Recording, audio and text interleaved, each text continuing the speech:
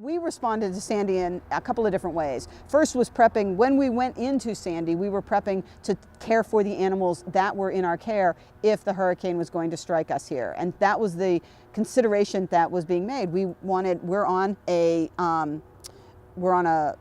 a pump for our well, so if we lose electric, we're going to have a worry about water. If the storm hits and places are closed, we want to make sure we have enough food. So it was all about stockpiling. Immediately after the storm, as people started trying to figure out what was going to happen, they're in shelters and what's going on with their pets, there was increasing hysteria as the barrier islands were inaccessible and people had left their animals there thinking that they were evacuating simply overnight and they'd be back in the morning. And so what we had to do was be part of the rescue process where they were sending teams out onto the barrier islands to extract animals that were trapped over there.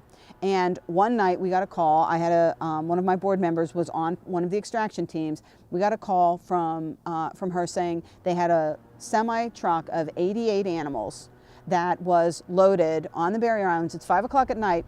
At 5 o'clock at night in November, it's November 5th, 5 o'clock at night, it's dark, and we have no electricity. We'd lost it during the storm. So we're in the dark and it's dark. We got a call.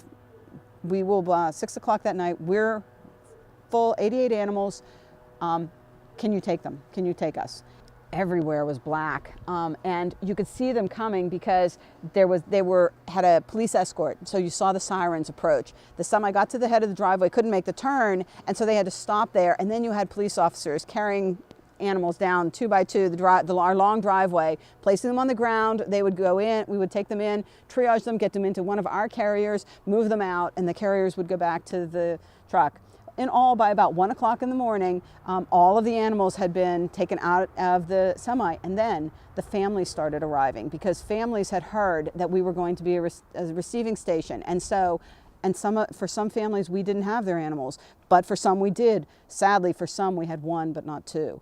That they knew they had left 2 cats and only one was found in the home, or circumstances like that. But by the end of the night, we had processed all 88 animals and we had tucked 50 of them onto the ground so that they could be safely secured. And then for the next many months, most of those animals stayed with us because their owners were in temporary shelters. But gradually over time, and so they sort of converted into our traditional model, and then gradually over time, the animals were reunited with their families. We were standing in exactly the right place at the right time. I lost everything in that.